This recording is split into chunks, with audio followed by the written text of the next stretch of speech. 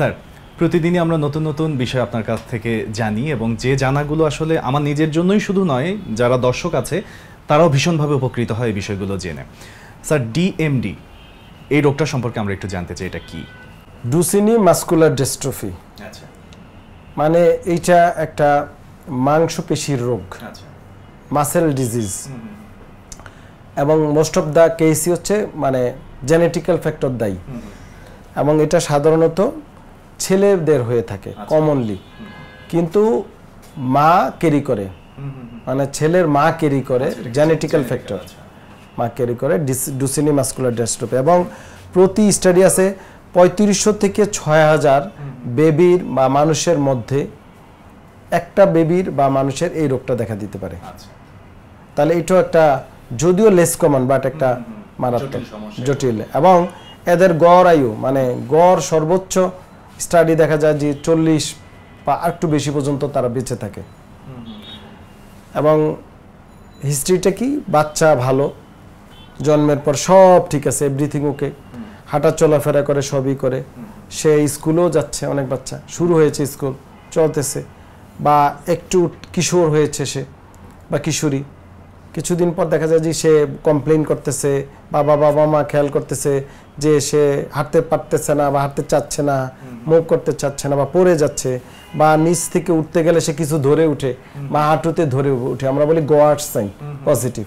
এবং অনেক ক্ষেত্রে বাচ্চার কাপ মাসেল, মাংসপেশি, মানে একটা মাসেল অনেক বড় ফুলে গেছে, বা মনে করে স্বাস্থ্য ভালো হচ্ছে, কারণ উপর অংশ তো ঢাকা থাকে কাপড় দিয়ে, নিচের অংশ মাসেল দেখে মনে করে যে বাচ্চা দৌড়াদৌড়ি করে মাসেল ফুলতেছে, অনেকের একটা মাসেল শুকিয়ে যায় আর একটা ফুলে, এই জাতীয় সমস্যা দেখে নেয়।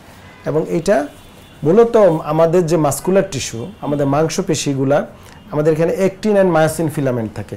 আমরা যে মুভ করি, কথা বলি বা যাই করি, এই যে অ্যাক্টিভিটিসগুলা মূলত আমাদের এই যে হাত পা নাড়ি বা চলাফেরা করি, এই জন্য আমাদের মাসেল কাজ করে।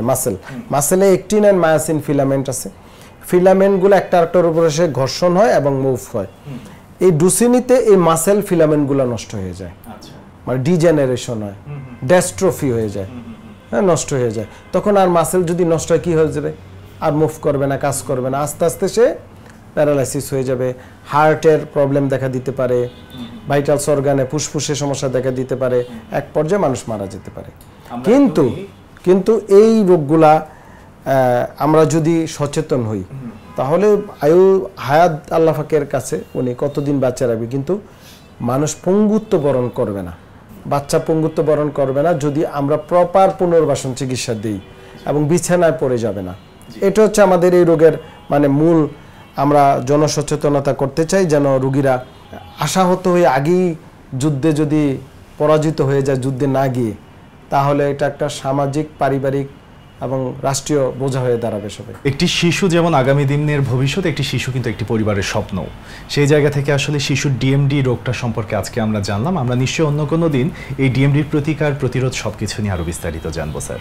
জি ইনশাআল্লাহ, আপনাকে অনেক ধন্যবাদ, নাগরিক টেলিভিশনকে অসংখ্য ধন্যবাদ।